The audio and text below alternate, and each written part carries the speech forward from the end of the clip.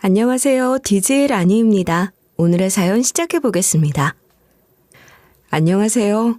저는 40대 초반이고 속 깊고 친구 같은 딸과 함께 즐겁게 살고 있습니다. 혹시 여러분은 삶에서 큰 도전을 하다가 뜻하지 않게 멈춰야 했던 경험이 있으신가요? 그때의 좌절과 두려움을 어떻게 이겨내셨는지 궁금해요.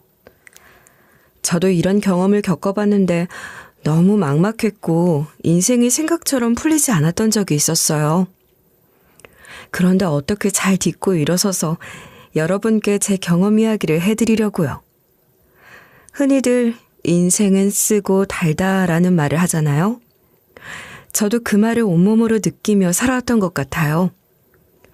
어릴 때부터 달콤한 디저트를 좋아했던 제가 어떻게 인생의 쓴맛을 견뎌냈는지 궁금하지 않으세요?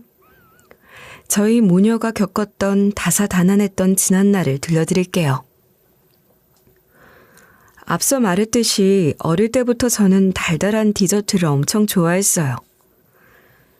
요즘 말론 디저트라지만 그땐 후식이니 간식이니 하던 시절이었죠. 달고나 별사탕, 크림빵, 케이크까지 뭐든지 좋았고 말 그대로 달달구리를 입에 달고 살았습니다.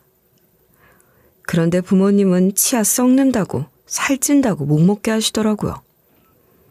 그때 부모님이 제발 좀 그만 먹으라고 하시던 말씀이 아직도 귀에 생생한데 그럴수록 저는 더 먹고 싶어지곤 했습니다. 저도 참 웃긴 애였던 게 이상하게도 금지될수록 더 강렬해지는 욕망이 있었고 그러다 보니 초등학교 고학년쯤부터는 저 혼자서라도 만들어 먹는 방법을 고민하게 되었어요. 저는 정말 머리를 굴려서 주말마다 주방에 몰래 들어가 계란을 풀고 밀가루를 섞어 간단한 빵 같은 걸 만들어 보곤 했는데 첫 시도는 진짜 참혹했어요. 빵이 딱딱해서 돌겄다고 동생이 놀려댔을 때는 저도 참 얼마나 민망했는지 몰라요. 엄마는 그 모습을 보시고 한숨을 푹 쉬시면서 저를 야단치셨고요. 넌 도대체 뭐가 그렇게 달달한 걸 좋아하니? 나중에 치과 가서 울지나 마. 건강에 좋지도 않은 걸 왜 그리 입에 달고 사는지 모르겠네. 치과 갈 만큼 먹진 않아요. 그리고 엄마도 빵 좋아하잖아요. 다 같이 나눠 먹고 싶어서 직접 만들어 보려고 노력하는 거라고요. 그래도 이건 좀 심하잖아. 밀가루를 그렇게 들이부으면 어쩌냐고. 진짜 언니, 이러다가 빵 대신 무슨 벽돌 만들겠어. 나중에 건물 짓는 데 쓰려는 거야? 너무 웃겨. 그렇게 매번 부모님께 혼나고 동생이 놀리며 약 올리는데도 저는 멈출 수가 없었어요. 한 번은 큰맘 먹고 설탕으로 캐러멜을 만들었는데 설탕 냄비가 까맣게 타버려서 집안이 온통 연기로 뒤덮인 적도 있었죠. 그때 아빠가 퇴근하고 들어오셔서 무슨 화재라도 난 줄 알았다며 깜짝 놀라셨는데요. 지금 생각하면 그 모습이 좀 웃기기도 하고 죄송스럽기도 해요. 저는 이번엔 정말 잘 될 줄 알았다고 변명했는데 아빠는 다 좋지만 주방 쓸 때는 조심 좀 하라며 아빠 간 떨어지겠다고 걱정하시더라고요. 아빠의 말씀을 들으니 제가 조금 부주의했던 건 맞다는 생각이 들어서 죄송한 마음이 들었어요. 하지만 걱정을 듣고 야단을 맞아도 저의 열정은 멈추지 않았어요. 왜냐면 그 모든 과정이 정말 즐거웠거든요. 설탕 냄새, 오븐에서 올라오는 빵 굽는 향, 그리고 성공했을 때 느껴지는 그 짜릿함까지 어렸던 저를 사로잡은 모든 감각들이 지금도 선명하게 떠올라요. 어릴 적 그 고집이 지금 생각해보면 저를 여기까지 오게 한 원동력이었던 것 같아요. 그때부터 제 꿈은 확실해져서 꼭 파티쉐가 되고 싶었어요. 대학에 들어가서도 그 꿈을 이루기 위해 정말 바쁘게 살았답니다. 그러다 보니 친구들조차 저를 보며 놀랄 때가 많았어요. 보통 대학에 들어가면 공부도 중요하지만 성인이 되고 자유로우니 놀러 다니는 경우가 많은데 저는 잠을 줄여가며 따로 조리 실습을 하고 손에 크림을 묻히고 온갖 시도를 해가며 노력했거든요. 제 열정은 누구도 막을 수 없었던 거죠. 야, 넌 진짜 빵을 좋아하나 봐. 이걸 밤새 연습했다고? 심지어 맛있어. 내가 뷔페 가서 먹은 케이크보다 이게 더 맛있는 것 같은데? 모양도 예쁘고. 그럼 난 이거 없으면 못 살걸? 내가 더 열심히 연습해서 더 맛있고 더 예쁘게 만들 거야. 나중에 너희 결혼식 케이크도 내가 만들어줄게. 야, 그 말 꼭 지켜라, 진짜로. 당연하지. 이건 나 자신과의 약속이기도 하다고. 무조건 지킬 거야. 그런데요, 그렇게 꿈을 향해 달리면서 열심히 살다가도 청춘이라 그런지 사랑은 또 어떻게든 찾아오더라고요. 제가 그 바쁜 와중에 사랑까지 잡아보겠다고 했으니 얼마나 정신없었을지 상상이 되시죠? 저는 강의가 끝나면 곧바로 빵집으로 달려가서 아르바이트를 했는데요. 남자친구는 빵집에 들러 자주 빵을 사가곤 하던 손님이었습니다. 몇 번 마주치다 보니 자연스럽게 인사를 나누게 되었고 어느 날은 계산대 앞에서 말을 걸더라고요. 빵을 좋아한다며 저에게 추천을 부탁했는데 어찌나 진지하게 고르던지 저도 모르게 웃음이 나왔죠. 그러다 보니 대화가 길어졌고 그 후로는 아르바이트가 끝날 즈음이면 자연스럽게 가게 앞에서 기다려줬어요.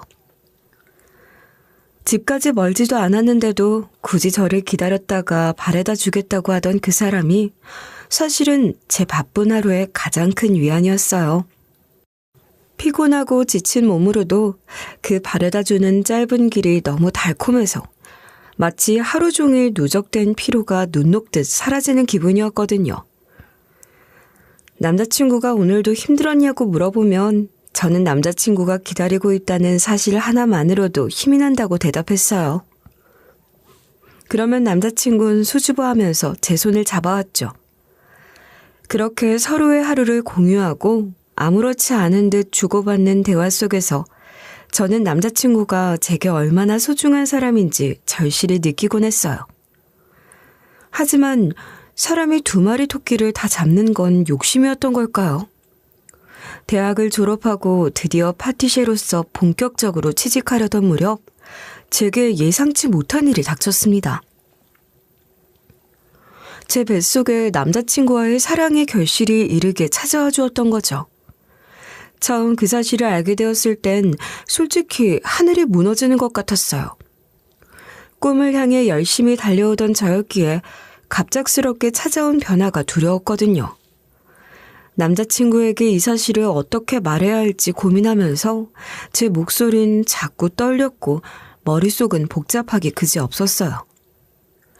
그런데 뜻밖에도 남자친구에게 이야기를 꺼냈을 때 저를 가만히 바라보며 따뜻한 품으로 꼭 안아주더라고요. 그리고 환하게 웃으며 행복해하고 우리가 부모가 되는 거라며 기뻐하던 남자친구의 얼굴은 지금까지도 잊혀지지 않아요. 하지만 저는 마냥 좋아할 수 없었고 남자친구에게 가감없이 솔직하게 걱정되는 마음을 털어놨죠. 너랑 내가 사랑해서 생긴 아이라는 건 알지만 솔직히 두려운 마음도 들어. 내가 오랫동안 꿈꿔왔던 길을 다시는 찾지 못하게 될까봐 무섭기도 하고. 걱정하지 마. 네가 다시 시작할 수 있도록 내가 언제든 돕겠다고 약속할게. 아이가 조금 자라서 네 손길이 덜 필요할 때가 되면 그때 파티쉐가 될 수 있도록 다시 시작하면 돼. 네가 얼마나 간절하게 열심히 달려왔는지 알고 있는데 내가 적극적으로 응원할게. 고마워. 네가 이렇게 말해주니까 정말 마음이 놓여. 그런데 정말 괜찮겠어? 나중에 내가 일 시작하면 네가 너무 힘들지 않을까? 힘들긴 하겠지. 그런데 네가 행복해지는 길이라면 내가 어떻게든 감수하고 싶다는 게 솔직한 심정이야. 우리 둘이 같이 노력하면 못할 일이 없을 거야. 내가 언제든 네 편이라는 것만 잊지 마. 네가 이렇게 말하니까 너무 든든해. 그래도 마음 한편으로는 내가 너한테 너무 큰 짐을 지우게 될까봐 미안해. 짐이라니. 넌 나한테 가장 소중한 사람이야. 그리고 우리 아이도 마찬가지고. 남자친구의 따뜻한 말에 저는 그제야 조금 안심이 되었어요. 그 말이 단순한 위로가 아니라 진심이라는 걸 남자친구의 눈빛에서 읽을 수 있었거든요. 하지만 한편으로는 새로운 책임과 무거운 현실이 겹쳐지면서 복잡한 감정이 교차하기도 하더라고요. 결국 저는 제 꿈을 잠시 미루기로 했고 남자친구와의 결혼을 선택했어요. 배가 눈에 띄게 불러오기 전에 결혼식을 치르기로 해서 부랴부랴 준비했고 잘 마쳤어요. 많은 사람들의 축하를 받은 날이라 감동했지만 그날 제가 흘린 눈물 속엔 결국 꿈을 미뤄야 한다는 슬픔도 섞여 있었습니다. 하지만 걱정과 달리 아이는 제 삶의 가장 큰 행복이 되어주었어요.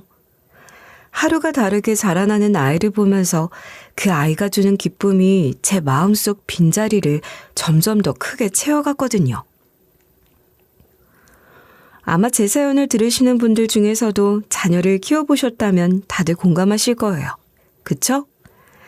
처음엔 제가 파티셰로 일하지 못하고 집에만 있는 시간이 불행할 거라고 생각했는데 아이를 키우며 그 생각이 얼마나 짧았는지 깨닫게 되었어요.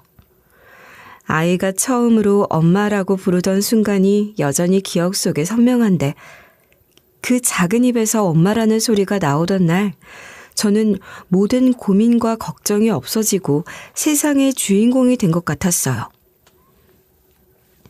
또 한 번은 아이가 제 옆에서 작은 손으로 쿠키 반죽을 따라하며 해맑게 웃었는데 저는 잃었던 꿈과 지금의 행복이 하나로 이어질 수 있다는 희망을 깨달았어요. 그런 소소한 순간들이 쌓이면서 아이와 함께하는 시간이 얼마나 큰 선물인지 새삼 느꼈고 성인이 되었다고 다 자란 게 아니고 아이를 키우면서 또 성장한다고 배웠습니다. 그럼에도 불구하고 마음 한구석에 남아있는 열망은 쉽게 사라지지 않았어요. 아이가 제가 만든 간식을 양손에 들고 먹을 때면 사그라졌던 불씨가 다시 피어오르는 기분이 들었죠. 아이를 유치원에 보내게 될 무렵 이제는 아이가 종일반에 다닐 수 있게 되니 저도 다시 일을 구해봐야겠다는 생각이 자연스럽게 떠올랐어요. 그래서 어느 날 저녁 남편에게 가볍게 이야기를 꺼냈습니다. 저는 당연히 남편이 흔쾌히 응원해 줄 거라 믿었어요. 하지만 남편의 반응은 예상 밖이었고 그 순간의 충격은 정말 컸어요. 지금쯤이면 당연히 포기했을 줄 알았더니 뭐라는 거야? 너 아줌마인 거 알고 있지? 파티션은 아무나 하는 줄 알아? 네가 공부하고 꿈꿔봤으면 알 거 아니야. 아무나 하는 게 아니라는 거. 네가 7년을 애만 보고 놀았는데 뭘 할 수 있다는 거야? 네가 7살 애랑 있다고 너도 7살 뭐든 꿈꿔도 되는 나이라고 착각하는 거 아니지? 네가 약속했던 거잖아. 우리 딸 어느 정도 자라면 내가 나가서 마음껏 공부하고 배울 수 있게 도와주겠다고 했잖아. 너 지금 나가서 파티셰로 취직할 수 있다고 해보자. 그러면 얼마 벌 수 있는데? 누가 널 바로 고용해주긴 할까? 너 공부하는 동안 드는 비용은 어떻게 할 건데? 내가 왜 이런 말까지 들어야 해? 내가 갑자기 말하는 것도 아니고 네가 분명 결혼하기 전에 먼저 말한 거잖아. 내가 다시 시작할 수 있도록 적극적으로 응원해 주겠다고. 그 약속 믿고 난 지금까지 기다려왔던 거야.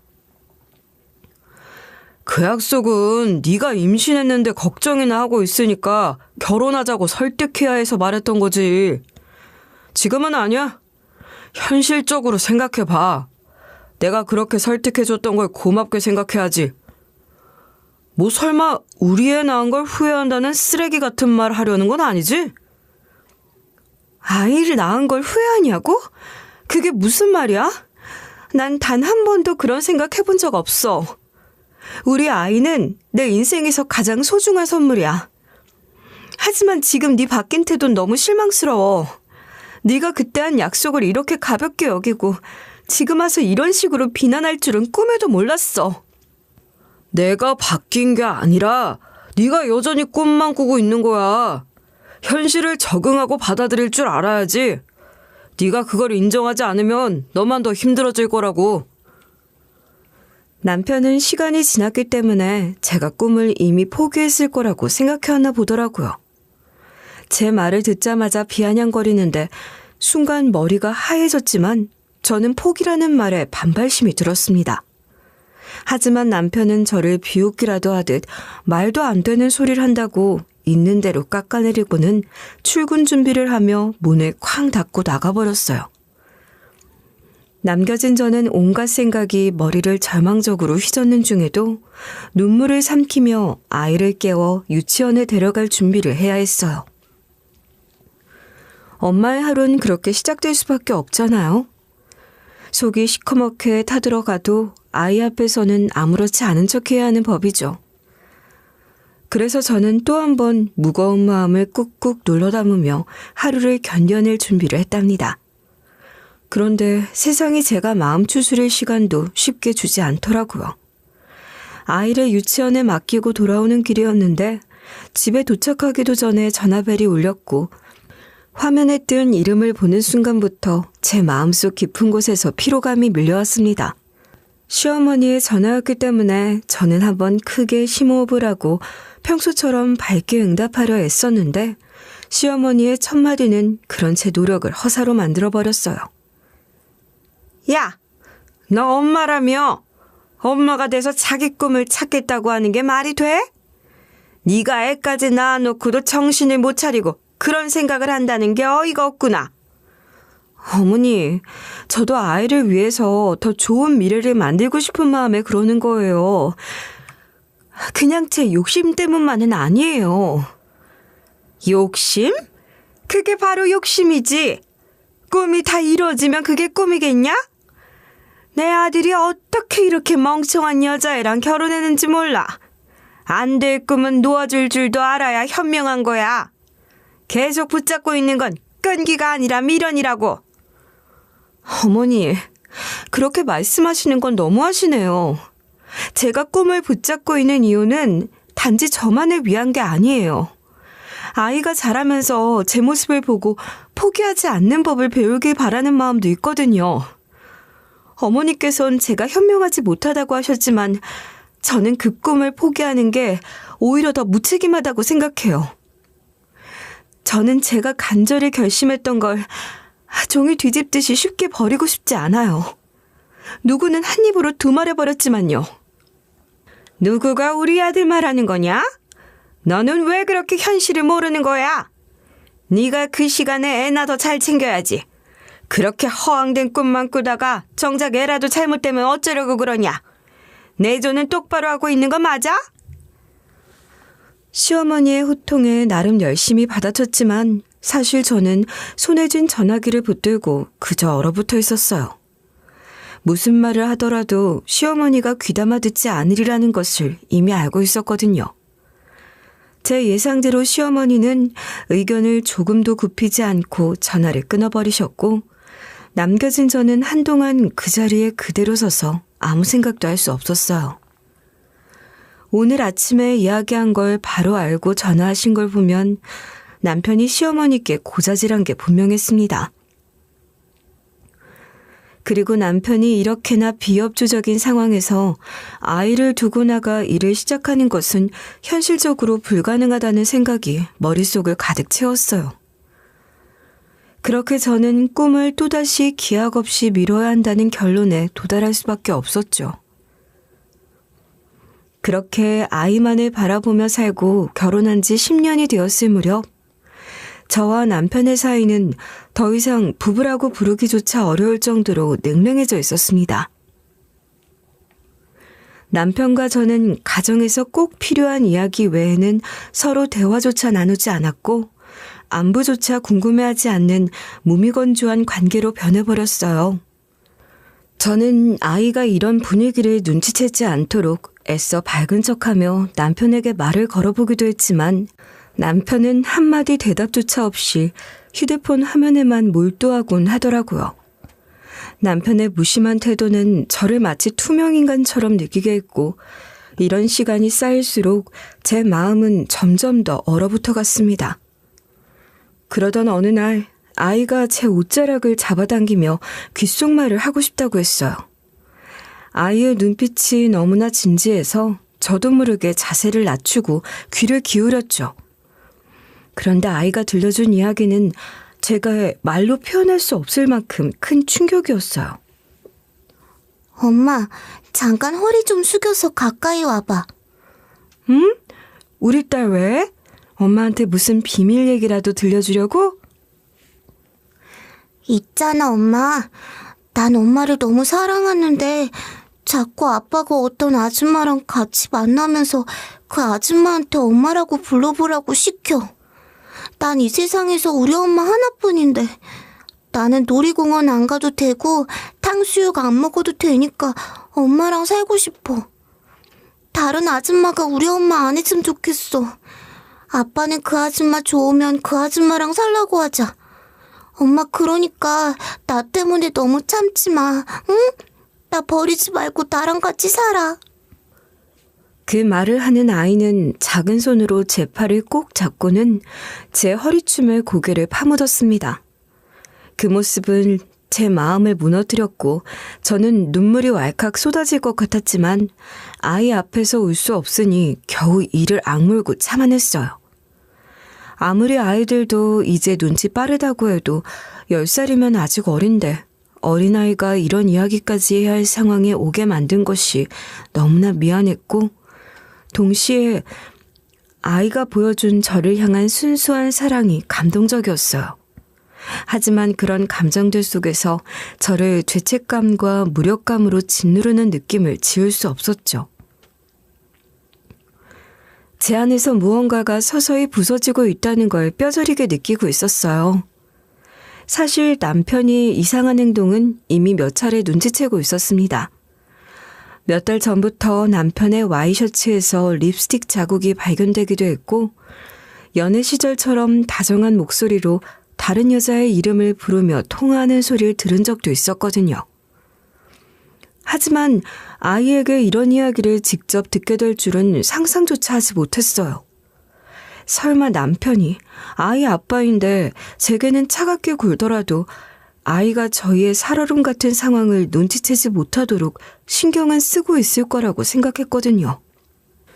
아이가 이렇게 직접적으로 말하지 않았다면 저는 아마 더 오랜 시간 동안 참고 견뎌야 한다고 스스로를 다그쳤을지도 몰라요. 엄마에게 숨기지 않고 속마음을 전해준 우리 아이에게 지금도 고마워하고 있습니다. 그리고 그날 밤 저는 남편에게 조용히 말을 꺼냈어요. 당신, 우리 딸이 오늘 무슨 말을 했는지 알아? 무슨 말을 했는데? 또 괜히 예민하게 구는 거 아니야? 쓸데없는 거면 말 걸지 마. 나 내일도 출근해야 하고 바쁜 몸이라고. 우리 딸 입에서 다른 여자를 엄마라고 불러보라고 했다는 말 들었어. 대체 무슨 짓을 한 거야? 당신 정말 이 정도로 쓰레기였어? 어떻게 감히 아직 어린아이까지 그런 일에 끌어들이는 거야?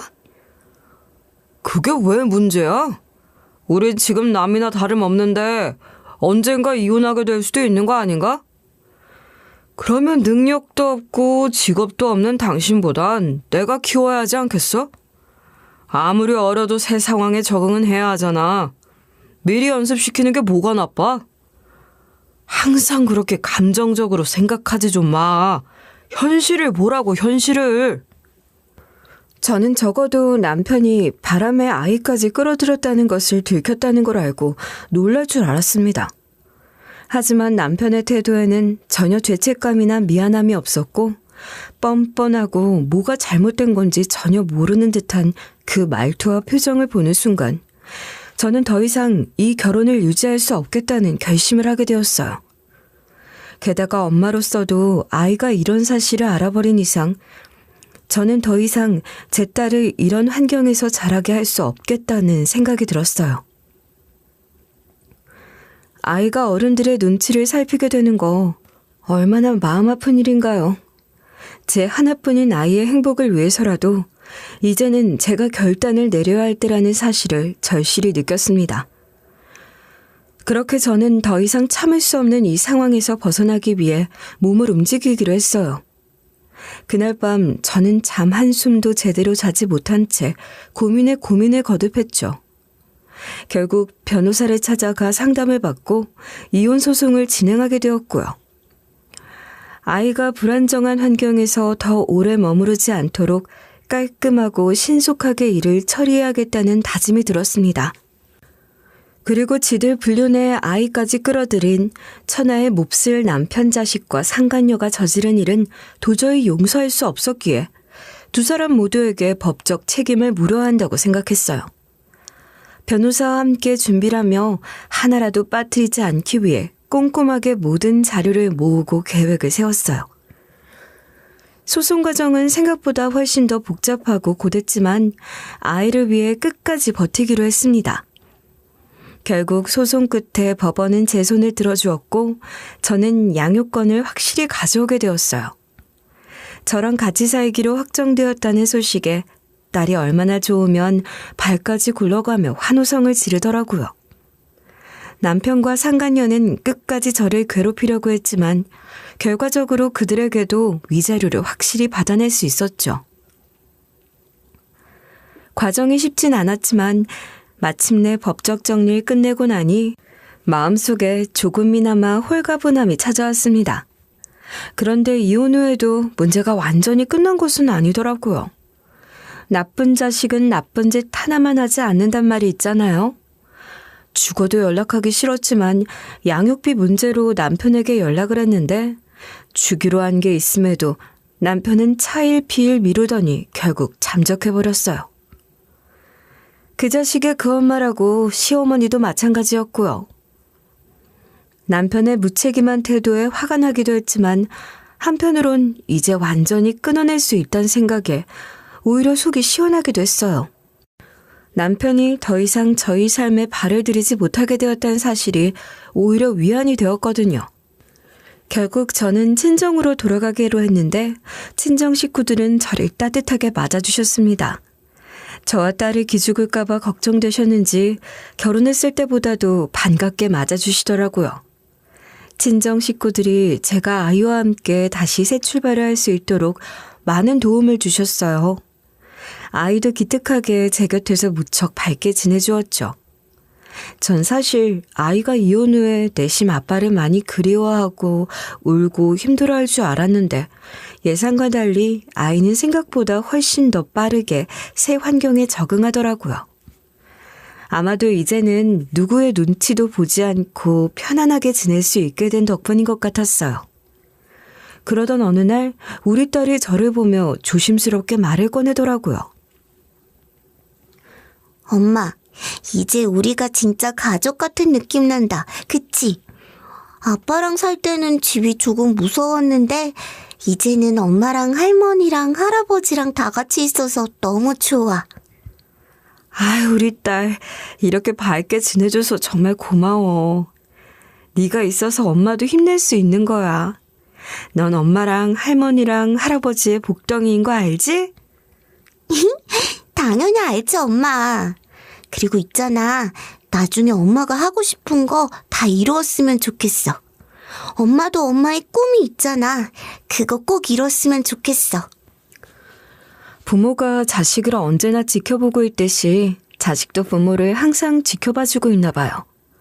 어떻게 우리 딸이 제 마음을 헤아려 줄 수 있었던 건지 그 순간 저는 눈물이 주르르 흘러내렸어요. 아이의 순수한 응원과 사랑은 저에게 더할 나위 없이 큰 힘이 되었고 저도 다시 꿈을 향해 나아갈 용기를 얻게 된 거죠. 시간은 정말 빠르게 흘렀고 어느새 저는 40대가 되었어요. 돌이켜보면 정말 쉽지 않은 시간들이었는데요. 친정에서 지내다가 아이가 어느 정도 크고 나서는 둘이 나와 살게 되었거든요. 저도 한 아이의 엄마인데 언제까지나 친정의 도움만 받고 살 수는 없겠다고 생각했어요. 물론 처음 친정을 떠나 홀로 아이를 키우기로 결심했을 때는 막막하고 두려운 감정도 분명히 있었어요. 친정에 기대고 싶었던 순간도 한두 번이 아니었지만 저는 제 힘으로 아이를 키워내고 싶었습니다. 낮에 아이가 학교와 학원에 가 있을 때는 아르바이트를 했고 밤에는 집에서 틈틈이 파티시의 꿈을 잃지 않기 위해 독학으로 공부했어요. 손목이 시큰거리고 허리가 끊어질 것 같아도 그 고통을 이겨낼 수 있었던 건 환하게 웃으며 제 옆에 있어준 딸 덕분이었죠. 딸의 웃음은 제게 모든 걸 견디게 하는 힘이었답니다. 그러던 어느 날 저는 긴장되는 마음을 추스리면서 5성급 호텔 대관홀에서 식사하는 손님들에게 서빙하고 있었는데요.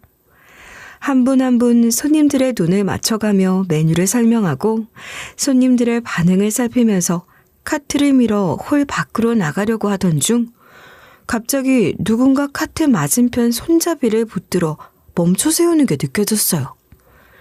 저는 순간적으로 제가 무슨 실수라도 했나 싶어서 화들짝 놀라 고개를 들었는데 제 눈앞에는 글쎄 전 시어머니와 전 남편이 서 있었죠.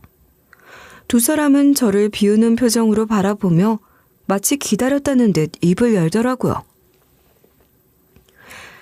오라들 바람핀 거 못 참고 이혼하더니만 꼴 좋다. 이거 하려고 박차고 나간 거야? 그렇게 하고 싶어서 읍수하던 파티셰는 어디 가고 하루 알바로 서빙이나 하고 이러고 있는 거래? 여기서 뭐 하세요? 이거 놔두세요. 저랑은 이제 아무 상관없는 분들이잖아요. 전 지금 일하는 중이에요. 하루 알바로 서빙하는 주제에 말은 일하는 중이라고 되게 고고한 척하네. 너 말이야. 남자가 그럴 수도 있는 거라고 좀 참았으면 이 꼴은 면했을 거야. 나 여기서 이렇게 그릇이나 옮기고 있을 때 우리 아들은 외제차도 이것저것 바꿔서 몰고 있다고. 그러니까요. 너 그동안 내가 연락 안 된 사이에 우리 딸 고생시킨 거 아니지? 너 고집 세서 우리 딸 밥도 굶기고 네 꿈만 이루겠다고 나대면서 산 거 아니야? 너 그랬다고 하면 가만두지 않을 거야. 둘 다 성격 어디 안 갔는지 굳이 일하는 사람 불러 세워서 비아냥거리고 자랑하는 꼬락서니가 저를 화나게 했습니다. 양육비 한 푼 쥐어주지 않고 잠적하더니 얼굴에 철판을 몇 장이나 깐 건진 몰라도 어이없었어요. 하지만 저는 전 남편과 전 시어머니의 조롱 섞인 말을 들으면서도 더 이상 대꾸할 생각조차 들지 않았어요. 평생 저런 식으로 살아왔는데 전시댁의 사고방식이 바뀔 리 있겠어요? 제 입만 아프고 저들은 바뀔 리 없다는 걸 너무나 잘 알고 있었기에 더는 제 감정을 낭비하고 싶지 않았습니다. 제가 오늘 이 자리에 온 이유는 일을 하기 위해서였고 이 일이 제게 얼마나 중요한지 스스로 너무나 잘 알고 있었어요. 지금 이 순간 감정을 드러내고 저 인간들과 엮이는 건 오히려 저에게 손해일 뿐이라는 판단이 들었고 이런 일 하나하나가 저를 여기까지 이끈 소중한 기회라는 걸 알기에 더더욱 침착하게 상황을 넘기고 싶었습니다. 그때 총 지배인이 외부로 나온 저를 보고 급히 달려왔어요. 총 지배인의 얼굴에는 언제나 그래왔듯이 반가움과 존경심이 가득했고 그 모습을 보는 순간 저도 모르게 분노가 조금 풀리는 기분이 들더라고요. 대표님, 저희가 할게요. 신메뉴 시음 모니터링은 어떠셨어요? 분명 저희 호텔에 오시는 고객분들도 무척 좋아하셨을 거예요. 제가 아까 먹어보니 정말 많이 달지도 않고 담백해가지고 남녀노소 모두 좋아하실 것 같더라고요. 감사합니다. 총 지배인님께서도 좋게 봐주셨다니 정말 다행이에요. 이번 메뉴는 특히 재료의 신선함에 더 신경 썼거든요. 손님들께서도 만족하신다면 저희로서도 더할 나위 없이 기쁩니다. 앞으로도 좋은 메뉴 선보일 수 있도록 노력하겠습니다. 저희는 이번 디저트도 납품받을 수 있게 계약하고 싶어요. 이번에도 대표님이 만들어주신 디저트라면 분명 손님들께도 큰 만족을 드릴 수 있을 겁니다. 저희 호텔 측에서도 정말 기대가 커요. 그랬죠. 저는 이곳에 단순히 알바를 하러 온 게 아니라 대표 자격으로 왔던 겁니다.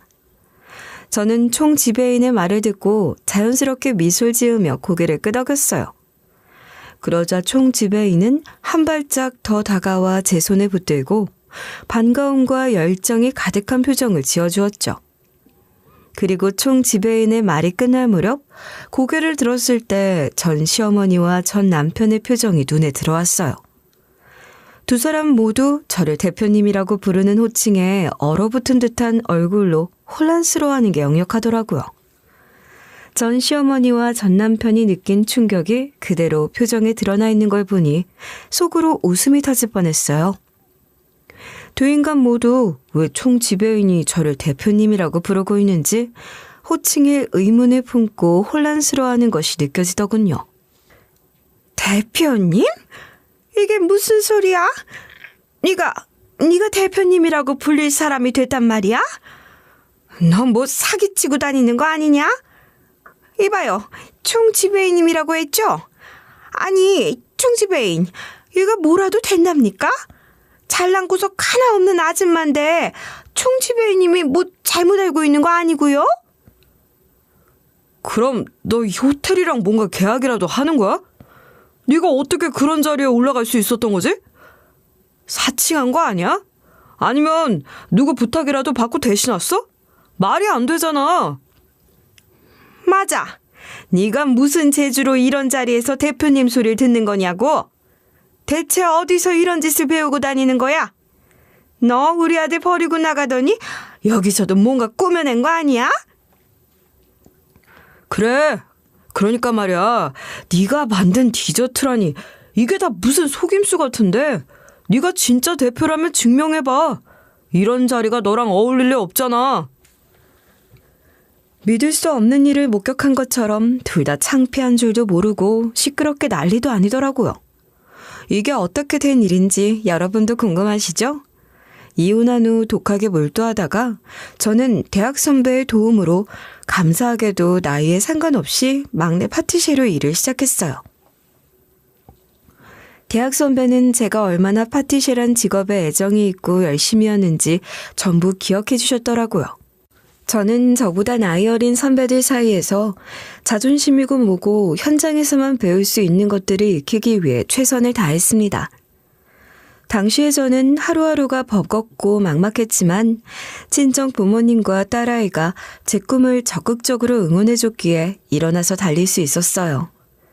사실 초반은 텃세가 조금 있긴 했는데 제가 새벽같이 일어나 가게 오픈을 돕고 밤늦게까지 개인 작업에 열중하며 공백기를 극복하기 위해 누구보다 치열하게 노력하는 모습을 보고 다들 점차 인정해주기 시작하더라고요. 직속 선배였던 파티셰는 퇴사하기 전에 제가 열심히 하는 모습을 보고 감동받았다고 작은 쪽지를 전해주기도 했어요. 손목이 뻐근하고 온몸이 지칠 때도 있었지만 그때마다 제가 존경스럽다는 딸의 목소리가 귀에 아른거리더라고요. 정말 단 한순간도 허투루 보낼 수 없다는 생각으로 하루하루를 살아냈답니다. 그렇게 6년이란 시간이 흘렀고 드디어 저는 제 이름을 건 디저트 가게를 열게 되었어요. 오랜 시간 꿈꿔왔던 일이었기에 설레면서도 책임감이 무거웠지만 그 모든 부담이 기쁨으로 다가왔죠. 그리고 그곳에서 손님으로 왔던 총 지배인이 저에게 호텔 1층 카페에 디저트를 납품해달라는 제안을 했던 거예요. 총 지배인은 제가 만든 디저트를 전부 마음에 들어 했고 이후로 신메뉴가 나올 때마다 납품 계약을 요청할 정도로 저를 신뢰했어요. 이번에 제가 호텔에 방문한 것도 시음회를 위한 거였고 새로운 디저트를 선보이려는 목적으로 가진 자리여서 대관호를 빌려 고객들에게 직접 선보이고 있었던 겁니다. 저는 그동안에도 호텔에서 직접 서빙하며 고객들의 반응을 실시간으로 모니터링해왔어요. 그런 경험은 제가 더 나은 디저트를 만드는 데 큰 도움을 줬고 이번 시음회 역시 제게는 무척 중요한 자리였던 거죠. 그런데 제가 서빙했던 디저트가 직접 만든 것이고 호텔에 꾸준히 디저트를 납품하고 있었다는 사실을 알아버린 순간 전 시어머니와 전 남편의 얼굴은 말 그대로 핏기가 사라지며 충격으로 굳어버렸습니다. 그리고 상황을 빠르게 파악한 총 지배인은 그 둘을 완전히 무시하듯 저를 향해 더 큰 목소리로 칭찬이 이어갔어요. 대표님, 정말 멋지십니다. 이번 디저트는 저희 호텔에서도 특별한 이벤트가 열릴 때마다 사용하기 딱 좋겠어요. 신메뉴 아이디어가 정말 대단합니다. 손님들도 너무 좋아하시더라고요. 디저트 브랜드 대표님? 도대체 이게 무슨 소리야? 아니, 얘가 어떻게 그런 걸 만들 능력이나 된다고.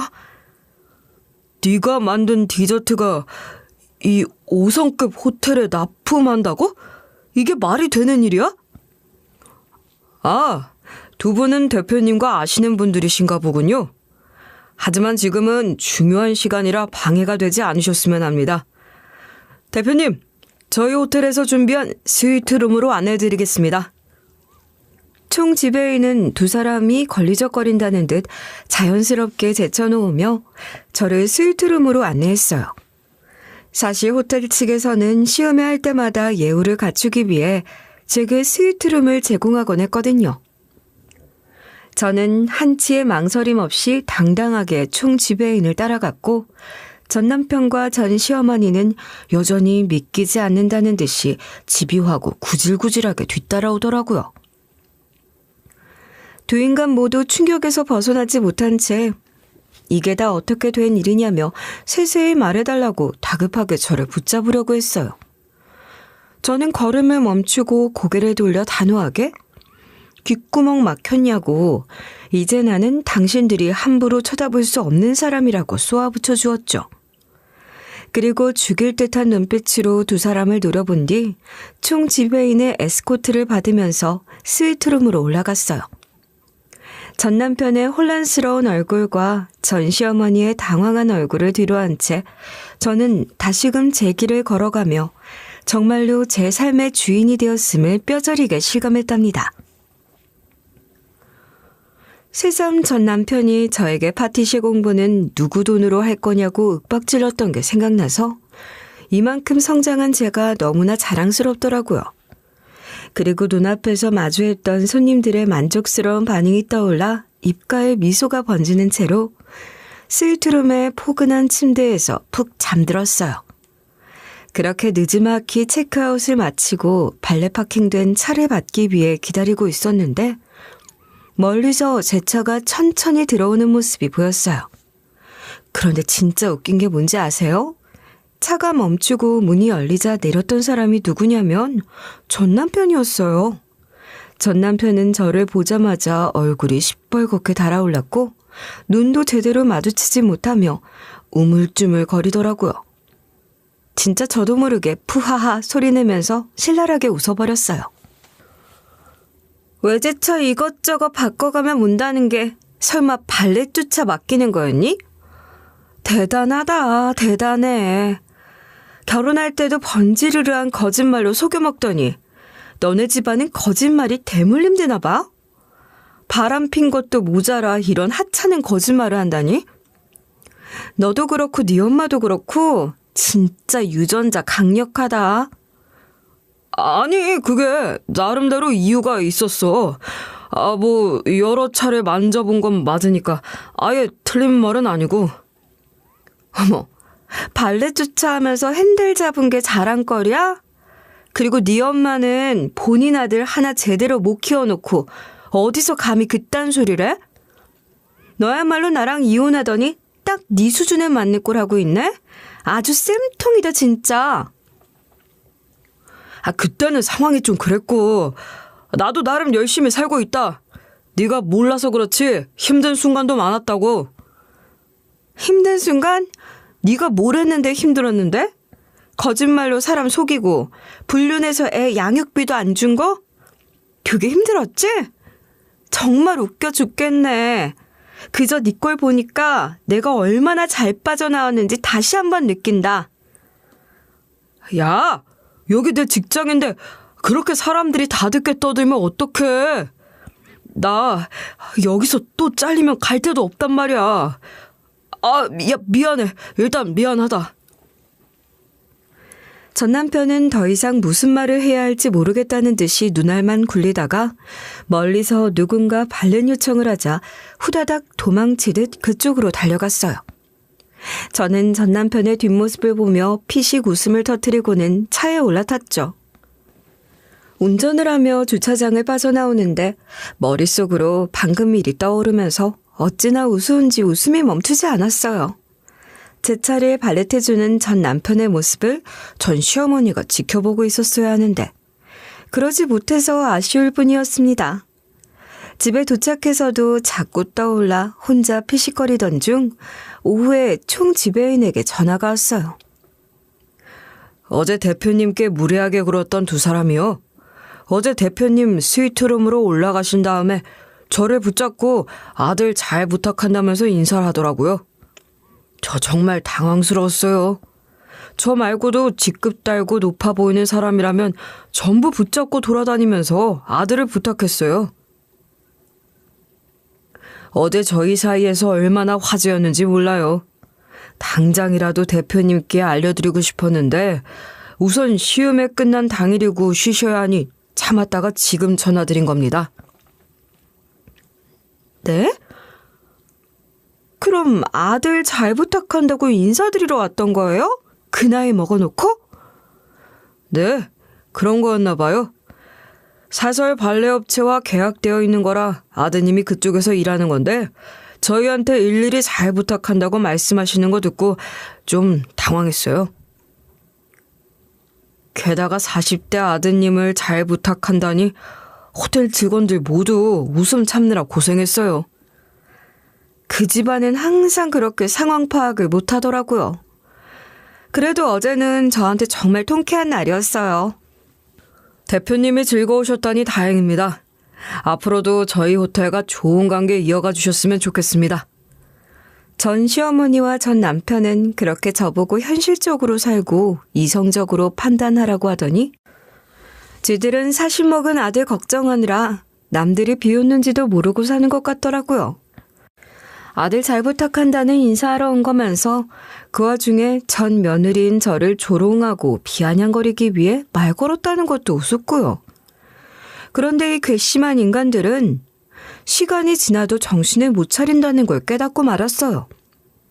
얼마 지나지 않아 전 남편과 전 시어머니가 제가 잘 풀렸다는 것을 알아버렸으니 궁상맞게 들러붙는 연락을 취해오기 시작했거든요.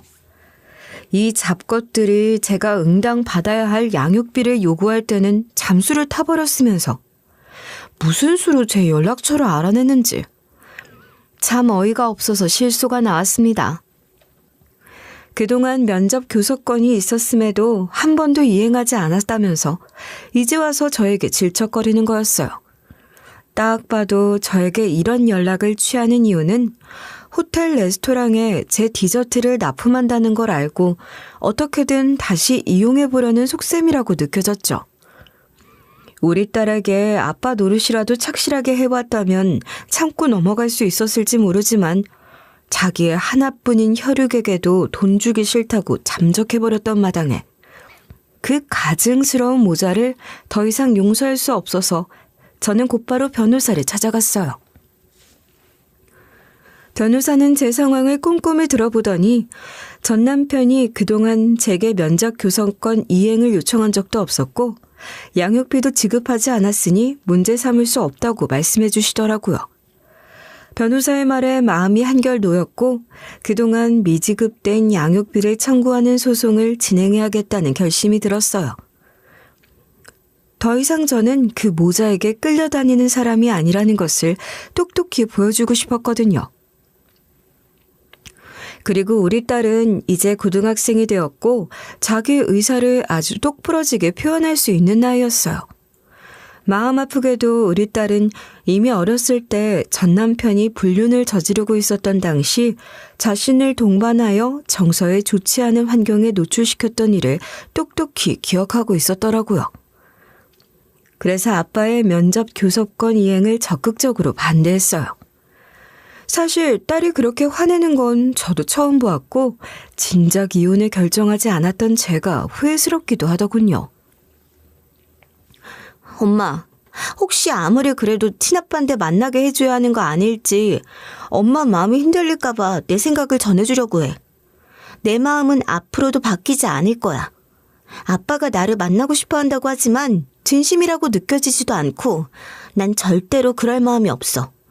아빠가 나한테 했던 행동들을 다 기억하고 있는데 어떻게 그런 사람을 만나러 가? 그래, 엄마도 그렇게 생각하고 있었어. 네가 어렸을 때 아빠가 너에게 했던 행동들 정말 미안했어. 엄마가 더 잘 지켜줬어야 했는데. 엄마, 그런 말 하지 마. 난 엄마 덕분에 지금 이렇게 강하게 자랄 수 있었던 거야. 그리고 아빠랑 할머니한테는 내가 만나고 싶지 않다고 확실하게 말할 거야. 딸이 언제 이렇게 다 컸는지 이 말을 듣고 제 가슴이 얼마나 뭉클했는지 몰라요. 전 남편과 전 시어머니는 딸이 저와의 유일한 연결고리이기 때문에 설득하려고 어떻게든 인연을 이어가려고 애썼지만 딸은 단호했습니다. 전 남편과 전 시어머니는 그 어렸던 아기가 어느새 이만큼 똑 부러지게 자랐을 줄은 몰랐는지 벙찐 것 같았죠. 아무튼 덕분에 면접 교섭권은 제한될 수 있었답니다. 전 남편은 미련이 남아 보였지만 우리 딸이 그렇게 사랑하는 자식이었다면 지난 세월 언제라도 자기를 찾았어야 하는데 아빠는 그러지 않았다고 칼같이 딱 잘라 말하자 할 말을 잃은 것 같았어요.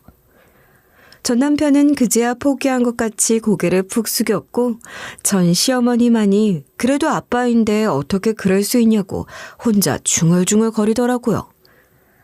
아가, 내가 정말 잘못했어. 그러니까 제발 면접 교섭권은 요구 안 할 테니 양육비 청구 소송만이라도 좀 걷어주면 안 되겠니? 아들놈이 지금 호텔에서 주차 요원으로 일하는 거 알잖니? 그것도 빠듯한데 우리 집안 사정 좀 봐줘라. 나도 힘들게 생활하고 있어. 제발 한 번만 봐주라, 아가야. 그래, 나도 잘못했어. 근데 우리 형편이 정말 어렵거든. 내가 지금 월세 내는 것도 간신히 하고 있어. 면접 교섭권 포기할게. 그냥 양육비 소송만이라도 좀 취하해 줄 수 없겠어? 나도 진짜 죽을 맛이다. 두 분이 그렇게 두 손 빌면서 나한테 애원할 줄은 몰랐네. 하지만 그 애절한 태도 나한테는 전혀 안 통한다는 거 알고 있죠? 내가 왜 소송 걸었는지 기억 못해요? 네 아들이 아빠 역할은커녕 애 얼굴 보는 것도 불편하다고 하던 놈이야. 이제 와서 돈 좀 아끼겠다고 애원하는 거 너무 늦었어. 그리고 시어머니, 힘들면 그동안 나한테 지랄하지 말고 며느리 대접이라도 잘했어야죠. 내 딸은 내 힘으로 잘 키울 테니까 이제 더는 나한테 손 비빌 생각 말아요. 그 모습을 보니 다 역겹고 짜증이 치밀어 오르더라고요. 자기네들이 저렇게 하면 제가 퍽이나 마음이 움직이고 불쌍하게 여길 줄 알았나 봐요. 하지만 그동안 제가 참아왔던 시간들, 그리고 우리 딸 때문도 아니고 오로지 돈 때문에 전 시어머니와 전 남편이 징글징글하게 저와 다시 엮이려고 한 걸 생각하면 더는 물러설 수 없었어요. 이미 충분히 참을 만큼 참았고 이제는 제가 딸을 위해 강해져야 할 때라고 스스로를 다잡았죠. 그래서 전문 변호사의 도움을 받아 지급 명령 신청과 급여 압류까지 진행하기로 결심했어요. 그 인간의 직장 정보를 조사하고 급여 수령 계좌를 파악한 뒤 법원에서 전 남편의 직장에 급여 압류를 명령했죠. 결국 전 남편의 급여에서 50%를 법적으로 차감하여 강제로 양육비를 받게 되었고요.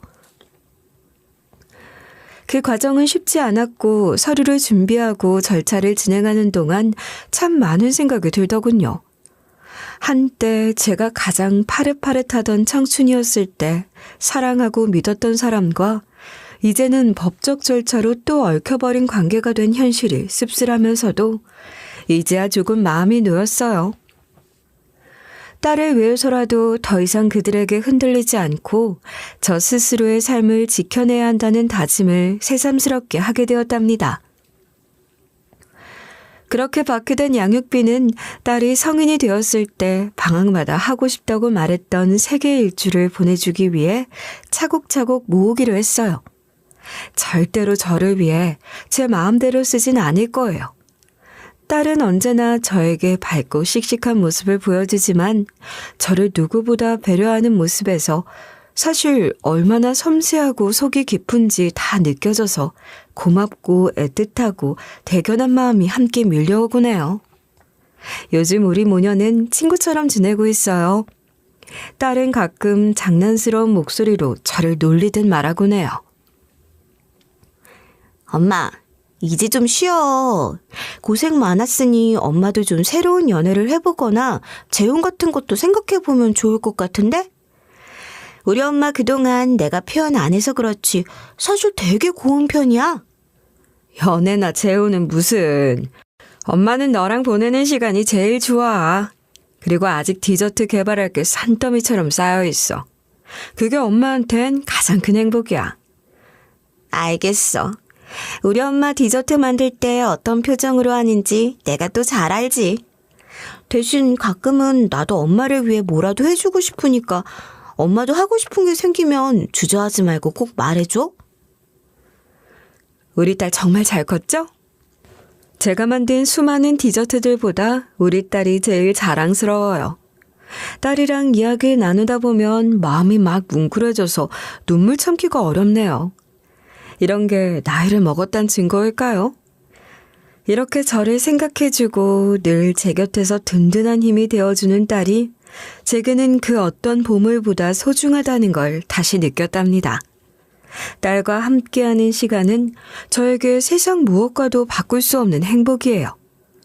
과거의 상처는 이제 희미해지고 앞으로 우리 모녀가 함께 만들어갈 더 나은 삶이 기다리고 있다는 확신이 점점 더 커져요. 이렇게 누군가 제 이야기에 귀 기울여 주신다는 것만으로도 큰 기쁨이 되네요.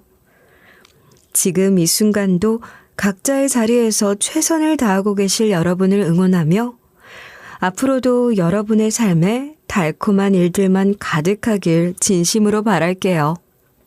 여기까지 제 이야기를 들어주셔서 정말 감사합니다.